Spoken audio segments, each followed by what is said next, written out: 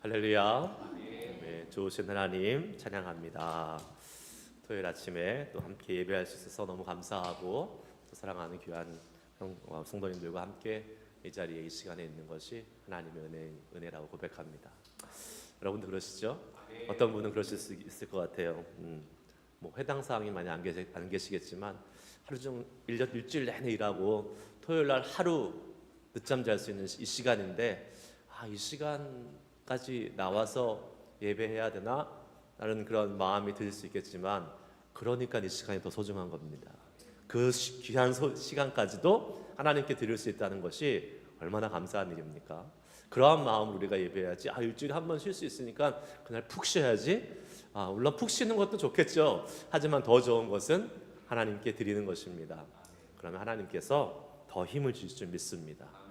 그런 은혜를 좀 우리가 경험해 보면 좋을 것 같아요. 내가 그냥 더 많이 잤더니 기분이 상쾌해졌어.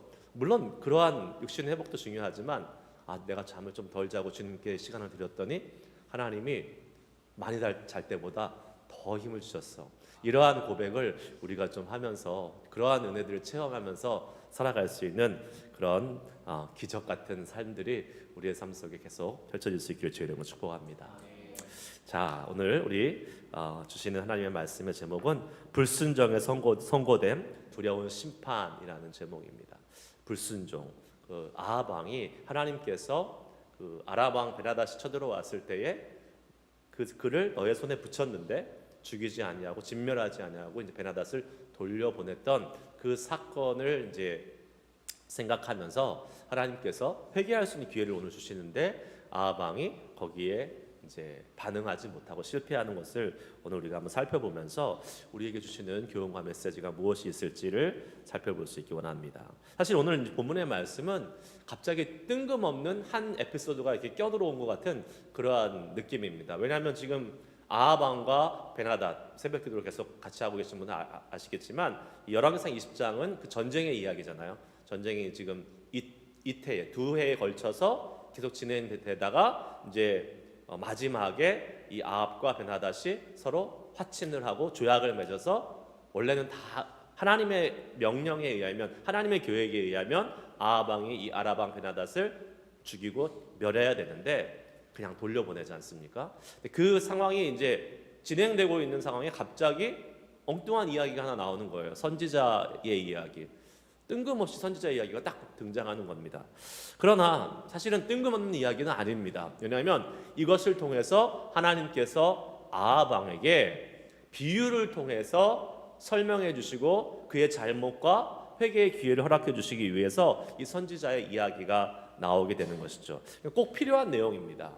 그 내용이 무엇인지 다시 한번 봅시다. 35절 말씀 같이 읽어보겠습니다. 시작. 선지자의 무리 중 한 사람이 여호와의 말씀을 그의 친구에게 이르되 너는 나를 치라 하였더니 그 사람이 치기를 싫어하는지라. 아멘. 선지자가 하나님의 말씀을 받고 그 하나님의 말씀이 뭐냐면 누구한테 가서 나를 치라, 너를 치라고 말하라. 이 하나님의 말씀이에요. 근데 말하는 선지자의 입장이나 그 말을 받는 여기서 친구라고 나오는데 그 사람이 친구의 입장이나 황당한 일 아닙니까? 여러분 제가 지나가다가 저 한 대 때려주세요 그러면 저를 때리실 분이 있겠어요? 물론 평상시에 감정이 있으신 분들은 이때다 하고 한 대 후려갈길 수 있겠지만 그거 말이 안 맞는 거죠. 말이 안 되는 거죠. 상식과 이성을 뛰어넘는 황당한 일이 아닐 수 없습니다. 그래서 사실은 이 친구는 때리지 않습니다. 때리지 못하죠. 그래서 결국은 사자한테 찢겨 죽습니다. 아니 뭐 이런 황당한 일이 다 있습니까? 이거 우리가 지금의 생각으로 지금의 우리의 상식으로 봤을 때는 이거 좀 말이 안 맞는 것 같아요. 그런데 사실 우리가 신앙생활을 하다가 이러한 일을 당할 때가 있습니다. 우리는 기본적으로 인간이 갖고 있는 어떠한 상식과 이성과 또 경험과 우리가 이렇게 쌓아놓았던 그러한 어떠한 사람이 갖고 있는 생각을 가지고 살아갑니다. 네, 맞습니다. 기본적으로 우리 사람은 이성적이어야 되고 상식적이어야 되고 예의도 있어야 되고 사람을 존중하는 것이 있어야 합니다. 그런데 우리가 그 사람이 갖고 있는 기본적인 이성과 생각과 또 상식과 여러 가지 인간 존중, 이것을 내려놔야 될 때가 있습니다. 언제입니까? 하나님께서 나의 그 생각과 이성과 상식을 넘어서 말씀하실 때입니다. 그러면 하나님의 말씀이 내 생각과 나의 상식, 이성과 부딪힐 때 우리는 힘들겠지만 그때 반드시 하나님을 붙잡아야 됩니다. 하나님의 말씀을 선택해야 됩니다. 내가 생각해왔던, 내가 살아왔던 방식은 그것이 아닌데? 라고 생각해서 그때 내 생각을 고집하면 그때는 이제 큰일 나는 거예요. 요새요, 이제 그런 일들이 많이 벌어지고 있습니다. 여러분, 한참 되긴 했지만 지금부터 몇 년 전부터 계속해서 이슈가 되어왔던 법이 있습니다. 한국 사회도 그렇고 미국은 이미 그런 법이 많이 주마다 통과되어 있죠. 차별금지법이라는 말 들어보셨을 것입니다. 차별금지법. 말이 너무나 그럴싸합니다. 타이틀이 너무나도 그럴싸하죠. 차별금지법은 장애나 외모, 출신 국가나 인종, 피부색이나 출신 지역, 학력 따위 이런 것을 이유로 모든 영역에서 합리적인 이유 없이 차별을 해서는 안 된다. 좋은 말이에요? 나쁜 말이에요? 너무도 좋은 말이죠. 너무도 상식적이고 너무도 이성적이고 너무도 사람을 존중하고 배려하는 말입니다. 좋은 법 같아 보여요? 그런데 왜 기독교 단체에서, 교회에서 이 법을 반대하고 그렇게 결사적으로 막고 있습니까? 왜 그래요? 여기에 뭐가 포함되어 있어요? 동성애자에 대한 옹호와 그들에 대한 그들의 생각을 이렇게 서포트하는 내용까지도 포함되어 있기 때문에 그렇습니다. 네, 차별하지 않아야 되고 차별받지 않아야 되는 것은 너무나 좋은 말이에요. 그러나 그것이 하나님의 말씀에 하나님의 기준을 보다 더 앞선 가치로 나아간다면 그것은 우리는 목숨을 걸고 지켜야 될, 반대해야 될 그러한 법인 것입니다. 여러분, 이 차별금지법이 통과되면 교회에서는 설교할 때 동성애는 잘못된 것입니다, 죄입니다라고 이야기하지 못합니다. 할 수 있겠죠. 하면 어떻게 돼요? 감옥 갑니다. 온갖 불이익과 온갖 어려움을 경험하게 됩니다. 동성애자들이 교회에 와서 결혼하겠습니다 했을 때 거부하면 처벌받습니다. 이미 미국은 그러한 일들이 많이 벌어지고 있습니다. 차별금지법, 한국에서만 있는 것이 아니라 미국은 이미 다 통과되어 있고요. 이미 법적으로 많은 그러한 장치들을 마련해 놓고 있습니다. 어떻게 보면 여러분 이것이 되게 이성적인 것 같고요. 우리의 입장에서는 기독교적 가치관은 아니겠지만 세상 사람들의 어떤 입장에서는 저 사람은 저 사람의 갖고 있는 신념이 있고 갖고 있는 성적 취향이 있기 때문에 존중해 줘야지. 그것이 당연하게 존중받아야 되지. 그것이 사람을 대하는 올바른 방법이지. 우리는 그렇게 생각 안 하잖아요. 근데 우리 아이들은 그렇게 교육받으면서 자라나고 있습니다. 캘리포니아에서 교육받는 우리 아이들은 그렇게 알고 자라나고 있어요. 그렇게 계속 프리스쿨부터 시작해서 쭉 고등학교 때까지 계속 그렇게 교육받습니다. 그러니까 종교적인 어떠한 이 신념과 이 믿음보다 사람에 대한 존중, 사람에 대한 그러한 배려, 이것이 더 중요하다고 생각하는 거예요. 그것이 나쁘다는 게 아니죠. 네, 사람으로서 갖춰야 될 기본적인 교양과 인격을 갖추면서 나가는 것은 중요하지만 그것이 우리의 신앙적 가치를 흔들 때에는 우리는 반드시 하나님의 말씀을 선택하고 그것을 따라가는 삶을 살아야 되는데 이 세상의 관점과 가치와 교육이 그것을 못하도록 만들고 있다는 것입니다. 우리는 그런 세대를 살아가고 있습니다. 앞으로 점점점 더 그럴 것입니다. 여러분, 사람이 대학을 가잖아요. 미국에서 이제 우리 자녀들 대학을 가면 제일 먼저 대학 강단에서 듣는 교양 수업이나 뭐 이런 종교 릴리전에 관련된 수업에서 제일 먼저 듣는 이야기가 아무도 믿지 말라. 너 자신만 믿어라입니다. 여태까지 너네가 믿어왔던 종교가 뭐든 너의 신념이 뭐든 아무것도 믿지 말고 너 자신만 믿어. 다 의심하라고 얘기합니다. 여러분, 그렇게 되면 어떻게 됩니까? 사람들은, 특별히 이제 우리 크리스찬 아이들은 교회에서는 하나님 믿으면서 자라왔는데, 하나님만 믿으라고 했는데, 딱 대학 갔더니 공부 많이 한 교수님, 인생의 선배들이 아무것도 믿지 마. 그거 다 가짜야. 너 자신만 믿어. 이렇게 계속 얘기하니까 이 친구들이 흔들릴까요? 안 흔들릴까요? 흔들립니다. 웬만하면 다 흔들립니다. 그래서 우리 아이들이 대학 가면요, 다른 게 아니에요. 세큘러한 그 교육이 그렇게 만드는 겁니다. 그래서 우리는요, 정신 바짝 차리고 우리 자녀들을 세상으로 내보내야 돼요.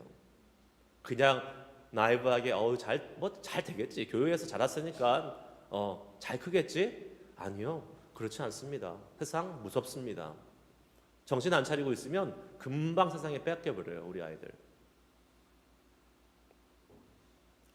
그렇게 자라난 세대들이 지금 미국을 이제 기성세대가 됐고, 그 사람들이 지금 이제 주류 세력이 돼서 살아가고 있는 거예요, 여러분. 어떻습니까? 과연 성경적 가치관, 말씀과 기도의 중심으로 살았던 오래전보다 지금 훨씬 더 우리는 행복한 시대를 살고 있다고 얘기할 수 있을까요? 문명적으로, 과학적으로 편리한 시대는 살 수 있겠지만 그에 비해서 더 많은 사람들이 상대적 박탈감과 또 어려운 그 우울감, 행복하지 못한 그러한 사회가 되고 있지 않나라는 생각이 됩니다. 왜 그렇습니까? 너 자신을 믿어. 너가 갖고 있는 생각대로 해. 자꾸 이렇게 개인적이고 인간 중심적인 생각을 불어넣으면서 그 사람이 갖고 있는 그 인간의 본연의 어떠한 그 선함, 가치감을 계속 강조할 때 사람이 선하면 얼마나 선할 수 있겠어요? 계속 말씀드리지만 인간은 자기의 이기적인 마음을 갖고 있기 때문에 절대로 다른 사람을 위해서 헌신하지 못합니다. 배려하지 못합니다. 할 수는 있겠죠. 언제? 내 것을 채운 다음에. 내 것을 채우고 여유가 있으면 그 다음에 하는 거예요. 그러나 하나님 없는 인간 중심의 인생이 어떻게 내 자신의 만족을 다 채울 수 있겠습니까? 채울 수 없습니다. 결국은 조금 남는 것, 짜투리, 요거 이렇게 좀 나눠주면서 내가 베풀고 나누고 사랑한다고 이야기할 수 있겠지요. 하지만 성경은 그렇게 얘기하지 않습니다. 하나님은 우리에게 그렇게 말씀하지 않습니다. 성경은 자기 목숨을 내어주신 예수님의 사랑을 닮아가라고 말씀하고 있습니다. 네 거 챙기고 네 거 다 쓰고 난 다음에 남는 거 조금 주는 게 아니라, 아니에요. 가장 소중한 것 내어주라고 말씀하고 있어요. 그것이 하나님 우리에게 보여주신 사랑이고요. 로마서 8장 32절 말씀 같이 읽습니다. 시작. 자기 아들을 아끼지 아니하시고 우리 모든 사람을 위하여 내어주신 이가 어찌 그 아들과 함께 모든 것을 우리에게 주시지 아니하겠느냐. 아멘. 여러분, 이것이 성경에서 말하고 있는 사랑과 하나님의 가치입니다. 남을 위해 자기의 가장 소중한 아들을 내어주신 분이 하나님이십니다. 여러분, 이거 우리가 인간적인 상식으로 이해할 수 있습니까? 여러분의 자식을 남을 위해서 내주실 수 있겠어요? 못합니다. 우리는 안 됩니다. 이거는 이성과 상식으로는 이해되지 않는 것입니다. 죽었다 깨나도 이해할 수 없는 것입니다. 그러나 이 이해할 수 없는 하나님의 사랑이 있었기 때문에 우리가 구원받은 것이고, 우리가 이렇게 예배드리고 하나님의 은혜를 누리게 된 건 아니겠습니까? 그것이 하나님의 말씀의 힘이고, 그것이 이성과 생각을 뛰어넘는 하나님의 말씀의 가치의 능력입니다. 우리는 그것을 경험한 사람이에요. 우리는 그것을 누리고 있는 사람입니다. 그런데 우리도 똑같이 하나님의 말씀 앞에 이성을 따지고 내 생각을 따지고 내 가치와 내 경험들을 내세운다면 그것은 세상 사람들과 다를 게 아무것도 없는 것이죠. 물론 이러한 것이 우리가 하나님의 말씀에 순종하는데 그냥 무조건 기계적으로 순종하라는 것을 의미하는 것은 아닙니다. 그것도 좀 우리가 조심해야 돼요. 그냥 무조건 순종한다? 그거 어떻게 말하면 되게 미운 믿음 좋은 것 같지만 영혼 없는 순종이 될 수 있어요. 그냥 영혼 없는 순종, 성의도 없고 마음도 없는 그냥 기계적으로 로봇 같이 탁탁탁 순종하는 거, 그거 하나님 별로 기뻐하지 않으실 것 같아요. 하나님의 말씀을 놓고 치열하게 고민하십시오. 열심히 기도하십시오. 진지하게 기도해야 됩니다. 그냥 뭐 하나님 말씀이니까 하지, 이게 아니라 정말 하나님의 말씀이 내한테 떨어졌으면 이것이 나한테 워킹하고 있는 것인지, 나한테 하나님이 진짜 하시는 말씀인지 놓고 치열하게 정말 무릎 꿇고 기도하는 시간 많이 가지십시오. 그렇게 하는 가운데 하나님의 뜻을 발견하고 하나님의 뜻에 내가 설득당하고 내가 이해돼서 순종할 수 있으면 정말 좋은 것입니다. 그런데 문제는 뭡니까? 이해되지 않아요. 내가 하나님의 말씀에 설득되지 않아요. 그러면 그때 어떻게 할 거예요? 그때는 이해가 아니라 믿음으로 하나님의 말씀을 선택해야 되는 것입니다. 그때야말로 우리가 진짜 어떻게 보면 무모하지만 무조건적인 순종이 필요한 거예요. 치열하게 하나님의 말씀을 놓고 고민하고 갈등하고 기도한 다음에, 근데 그 다음에 이해가 안 돼요. 그래도 설득이 안 돼요. 그러니까 나는 안 해, 이게 아니라 어떻게 해요? 그래도 그때는 하나님 나에게 믿음을 주셔서 이 하나님의 말씀을 선택하고 나아갈 수 있는 은혜를 주시옵소서라고 하며 그때는 선택하는 거예요. 하나님의 말씀을. 그것이 우리가 살 길이요, 그것이 우리가 복받는 길임을 믿으시기 바랍니다. 왜 그렇습니까? 이사야서 55장 8절에서 9절 말씀 읽읍시다. 시작. 이는 내 생각이 너희의 생각과 다르며 내 길은 너희의 길과 다름이니라. 여호와의 말씀이니라. 이는 하늘이 땅보다 높음 같이 내 길은 너희 길보다 높으며 내 생각은 너희 생각보다 높음이니라. 아멘. 하나님의 생각이 우리의 생각과 다를 때가 있습니다. 물론 제일 좋은 거는 아까 말씀대로 우리가 하나님의 말씀에 100% 이해가 되고 또 설득이 돼서 하나님 생각과 내 생각이 딱 맞으면 제일 좋아요. 그러나 안 그럴 때도 많습니다. 우리의 죄성과 우리의 어떤 인간적인 모습이 자꾸 이 하나님의 말씀과 충돌을 일으키고 또 이게 어렵게 갈등이 일으켜질 때에 우리의 생각은 하나님 말씀을 따라가는 게 어렵다고 생각할지 몰라도 그 생각을 뛰어넘어서 하나님의 말씀을 붙잡을 수 있는 그러한 믿음이라는 게 이때 필요한 거죠. 그 믿음의 사람들 우리가 되어야 되는 것입니다. 그래 다를 수 있지. 그럼 하나님의 말씀하셨으니까 내가 그 말씀에 순종하며 이 말씀을 붙잡을 거야 라고 나아가는 겁니다. 자, 첫 번째 친구 선지자의 부탁을 받았고 그 하나님의 말씀에 순종하지 않았습니다. 나를 쳐라 하니까 치지 않았어요. 그러자 사자한테 찢겨 죽습니다. 두 번째 사람, 이 사람도 마찬가지겠죠. 이해되지 않지만 그래도 하나님의 말씀이니까 순종하면서 이 선지자를 쳐서 상하게 했다라고 성경은 말씀하고 있습니다. 그리고 그 이후에 이렇게 설명이 되지요. 이제 이 선지자가 얻어맞았잖아요. 진짜 얻어맞았잖아요. 근데 이 선지자가 누구한테 가야 됐습니까? 아합왕한테 가야 됐어요. 그런데 무슨 이야기를 해야 돼요? 전쟁에서 막 돌아온 그러한 사람의 그 입장에서 비유로 이제 이야기를 해야 돼요. 그러니까 멀쩡하게 가면 안 되고 사실 맞고 좀 이렇게 전쟁에서 싸우다가 온 것처럼 하고 가야지 그게 말이 통하는 거 아니에요. 그래서 하나님이 이제 이렇게 일을 이끌어 가시는 거였어요. 이 선지자가 자기의 이제 눈을 가리고 이렇게 가리고 변장을 좀 하고 아합 왕에게 나아갑니다. 그러면서 이제 아합 왕이 아랍 왕 베나닷을 놓아준 것이 얼마나 잘못된 일인지를 깨닫게 합니다.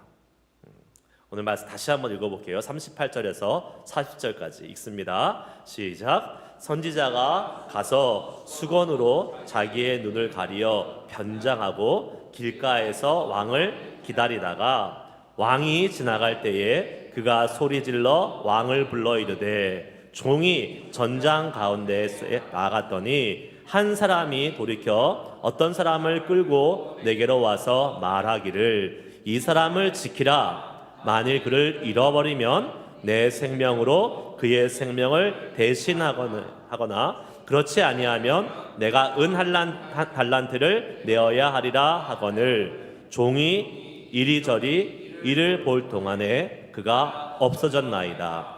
이스라엘 왕이 그에게 이르되 내가 스스로 결정하였으니 그대로 당하여야 하리라. 아멘. 자, 이제 이게 무슨 말인지 아시겠죠, 여러분?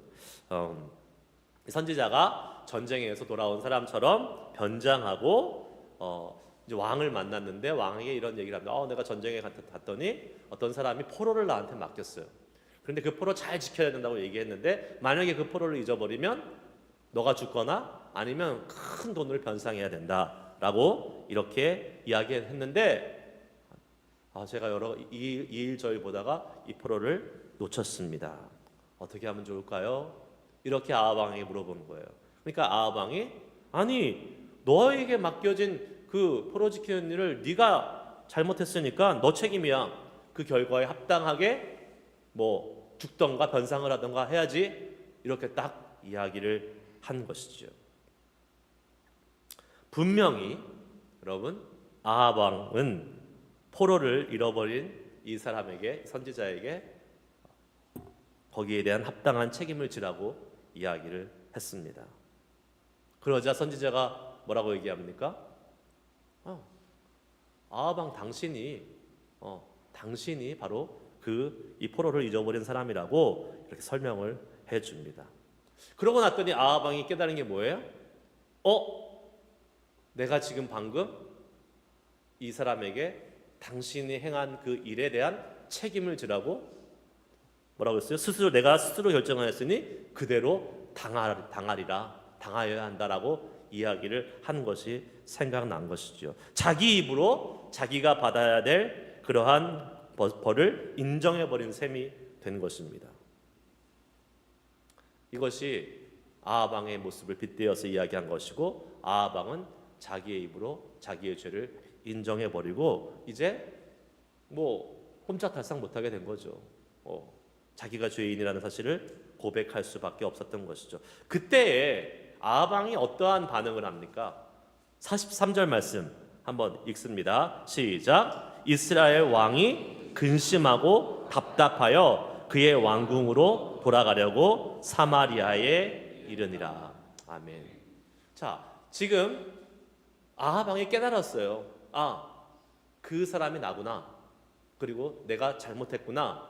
그리고 거기에 대한 응당한 대가를 내가 치러야 되는구나 라는 것을 아합 왕이 깨달았어요. 결국은 다른 말로 하면 자신의 죄를 깨달은 거죠. 하나님의 말씀대로 하지 않고 하나님의 계획대로 하지 않은 자신의 잘못을 깨달은 것입니다. 그리고 나서 아합 왕이 했던 것이 근심하고 답답하여 왕궁으로 돌아갔다라고 말하고 있습니다. 사람이 죄를 깨달을 때 반응이 여러 가지가 있을 수 있겠지만 가장 많이 들은 반응이 그 죄에 대해서 일단 아파하겠죠. 힘들어합니다. 힘들어요. 근데 그 힘들어하는 것이 그렇게 유쾌한 과정은 아닙니다. 정말 잘못을 깨달고 그 잘못이 우리의 양심을 건드리고 우리의 양심을 막 계속 요동치게 하면서 힘들어하죠. 그러다가 그것이 기분도 상하게 할 수도 있고 때로는 화가 날 수도 있고 여러 가지 복합적인 감정들이 이렇게 일어날 것입니다. 그것은 당연한 일입니다. 오늘 아합은 어떠한 반응이 있었습니까? 근심하고 답답한 반응이 있습니다. 여러분 우리가 죄를 깨달을 때 그렇죠? 그 죄 때문에 속상하고 근심이 되고 또 그 죄를 어떻게 해야 될까 답답한 그 심정들이 생길 수밖에 없는 것은 당연한 것이죠. 자, 죄를 깨달으면 이 반응은 누구나 다 할 수 있는 반응입니다. 예수를 믿던 믿지 않던 다 하는 거예요. 죄를 깨닫는 것까지는 다 할 수 있어요. 문제는 뭡니까? 죄를 깨닫는다고 죄가 해결되지 않는다는 거예요. 내가 잘못한 사람이지, 나쁜 사람이지. 내가 이러한 죄를 졌지. 이거는 뭐 예수 믿든 안 믿든 교회 다니든 안 다니든 모든 사람들이 다 깨닫는 거예요. 그런데 거기서 다 멈춥니다. 심지어 교회 다니는 사람도 예수 믿는 사람도 죄를 깨닫고 나서 죄에 대해서 슬퍼하고 죄에 대해서 근심하고 거기서 회개했다고 생각해요. 아닙니다. 죄는 반드시 해결을 받아야 돼요. 그 말은 뭐예요? 용서함을 받아야 돼요. 우리가 왜 자꾸 똑같은 죄를 반복하는지 아십니까? 죄가 해결되지 않아서 그래요. 그냥 내가 잘못했지, 내가 죄인이지 라는 이 깨달음, 그리고 막 죄에 대해서 슬퍼하고 눈물도 흘리고 이것이 회개라고 잘못 생각할 수도 있어요. 근데 그 회개 아닙니다. 죄는요, 깨달고 내가 통감하고 아는 순간 어떻게 해야 돼요? 하나님 앞으로 가지고 나와야 돼요. 하나님 앞에 가져와서 그 죄를 용서하실 수 있는 그 하나님의 용서의 선언, 그 용서의 과정을 반드시 거쳐야지만이 그 죄가 우리 가운데서 없어지는 겁니다. 그 용서함의 은혜를 경험하실 수 있는 저와 여러분이 되시길 축복합니다. 어떻게 해야 돼요? 그러면 1장 9절 요한일서 1장 9절 말씀 읽습니다. 시작. 만일 우리가 우리의 죄를 자백하면 그는 미쁘시고 의로우사 우리 죄를 사하시고 우리를 모든 불의에서 깨끗하게 하실 것이요. 아멘. 죄는 인정하고 깨닫는 것이 아니라 내 죄를 자백해. 누구한테요? 우리의 죄를 용서하실 수 있는 하나님께. 그리고 그 죄를 그리스도의 보혈로 이미 용서해 주신 하나님 앞에 자백하고 나아가서 그 주님의 용서의 선언을 받아야 되는 것입니다. 그래야 그 죄는 해결되는 것이에요. 백날 우리가 죄에 대해서 깨닫고 죄에 대해서 생각하고 죄에 대해서 아파한다고 해서 그 죄는 해결되지 않습니다. 영원히 그냥 가요. 용서함 받지 않으면.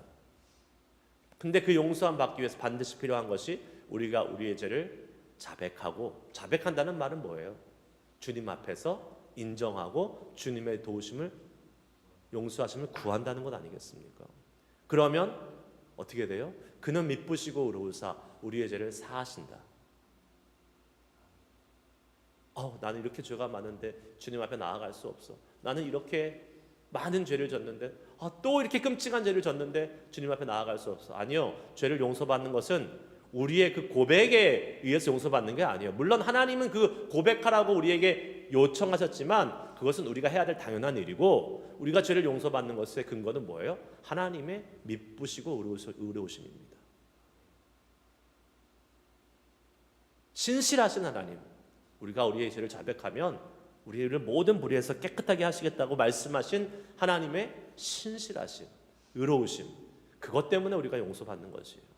절대로 하나님 앞으로 나가는 것을 두려워할 필요가 없습니다. 주저할 필요가 없습니다. 나의 자격, 나의 환경, 나의 상황, 이것이 우리를 나 준비된 다음에, 나 조금 더 이렇게 주님 앞에 더 봉사한 다음에, 아니에요. 그것이 우리의 죄를 용서하는 것이 아닙니다. 철저히 하나님의 신실하심, 하나님의 미쁘심, 의로우심, 그것만 믿고 우리는 주님 앞에 나아가야 될 줄 믿습니다. 이제 우리 같이 함께 기도하기 원합니다. 오늘 우리 말씀 두 가지 포인트를 가지고 함께 말씀을 나눴습니다. 첫 번째는 우리의 그 인간적인 생각과 이성들이 하나님의 말씀에 부딪힐 때에 우리가 믿음으로 그 주님을 선택하며 나아갈 수 있는 사람들이 되기를 소망하면서 기도하자라는 것이고, 두 번째는 죄가 깨달아지는 순간 그 죄 앞에 그냥 깨닫고 그치는 것이 아니라 정말 하나님의 용서하심, 하나님의 용서의 선언을 듣기 위하여 그 주님 앞에 나아갈 수 있는 우리들을 되기를 소망합니다 라고 우리가 함께 기도하고 또 이 시간 결단하는 시간 가졌으면 좋겠습니다. 여러분을 근심하게 하고 어렵게 하고 또 힘들게 만드는 여러 가지 일들이 있습니다. 그것이 죄가 됐던 또 우리의 삶의 어려움이 됐던 주님 앞에 우리가 함께 기도하며 이 시간 나아가서 주의 은혜를 경험할 수 있는 시간 되기를 소망하며 나아가길 원합니다. 괴로울 때 주님의 얼굴 보라, 이 찬양 한번 부르시고 우리 함께 같이 오늘 말씀 기억하시면서 기도하시겠습니다.